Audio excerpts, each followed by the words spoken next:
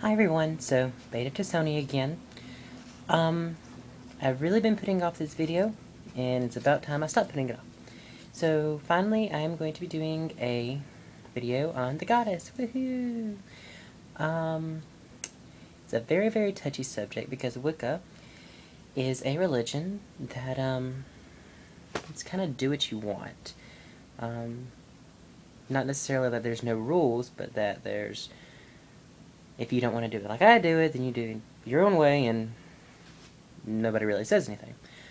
Um,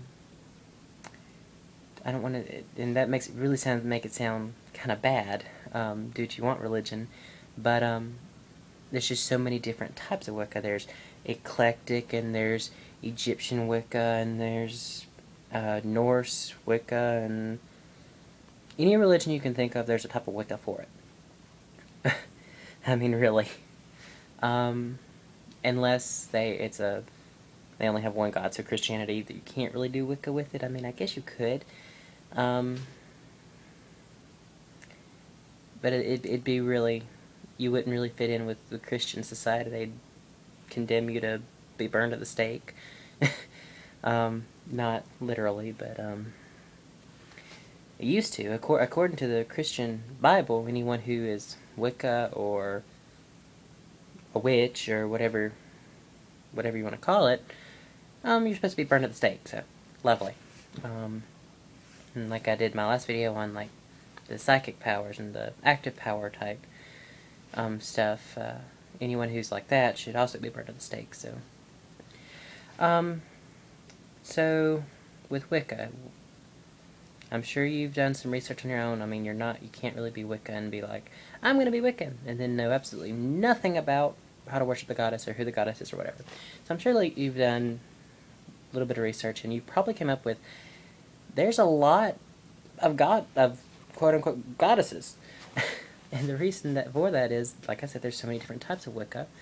But also, if you are an eclectic Wiccan like me, um, I use goddesses from all kinds of different religions.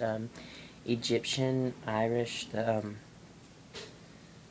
Norse, Roman, all kinds of. And a lot of people say, well, that's not really a religion then, because you're just making a bunch of stuff up. Well, the way that I think about it is I use the gem theory. And the gem theory is, so I have my little gem here. There is one crystal, alright? There's one crystal, but it has many, many, many faces, many different sides, and many different ways you can look at it. That's the way I think about the goddess. There's one goddess, but with many faces and many names. So, like, when I was younger, I knew that if I just heard my first name, that my mom just needed to hear me. I just needed to come here, I knew if I heard my first and my second name, I needed to get there quick. But Lord, if I heard my first, second, and third name, I was in trouble. I was bad in trouble.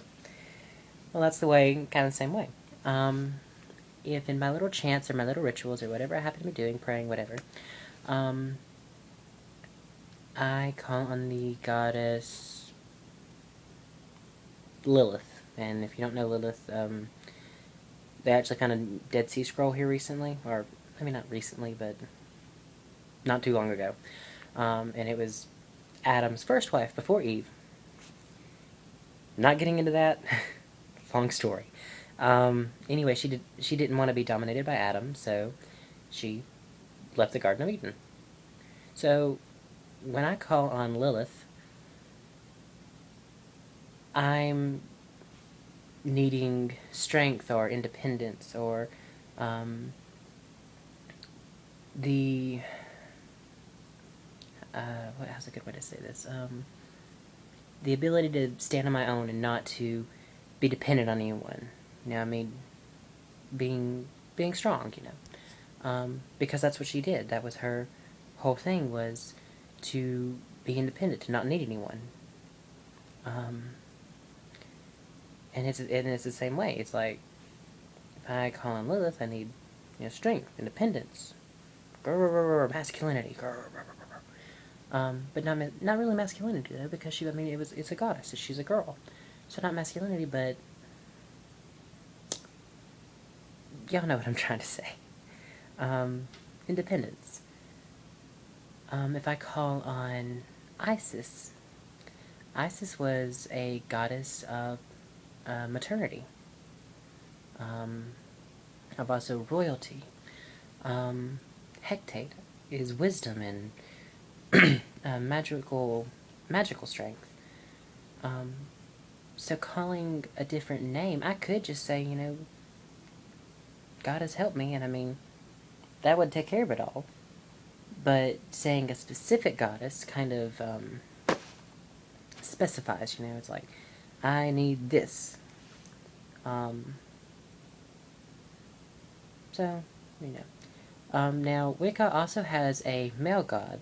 Now, I don't really use the male god a lot, mainly because I feel the pull from the goddess and not really the god. I mean, I'm not going to say that I don't use him, because he's very important. In Wicca, there's always a balance in things, and you need the feminine, but you also need the masculine. And it's the same way with the god.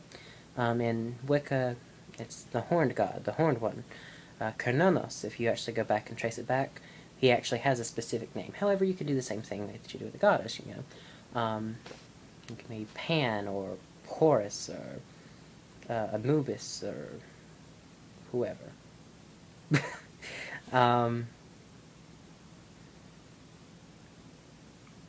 yeah, it's the same thing.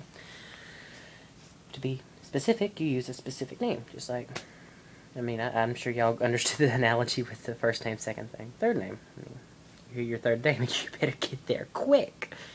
But I hope that helped a little bit. I haven't got a whole lot of views on my last couple of videos. I don't know why. I don't know if I'm not putting enough tags or what. But in one of my last videos, I'm trying to start a little bit of a Wiccan contact line, I guess. Because a lot of us are really, really spread out, and we don't have a whole lot of people to talk to. So I'd like to be there for all of you. Like I said in my last video, I don't know, for whatever reason, I don't feel like I'm doing enough, that I could do more. So I'm opening up this contact line. Drop me an inbox with your number or email or however you want to contact on. I have Skype. Oh yeah, I'm fancy. And we can talk. Blessed be, and I will talk to you all soon. Bye.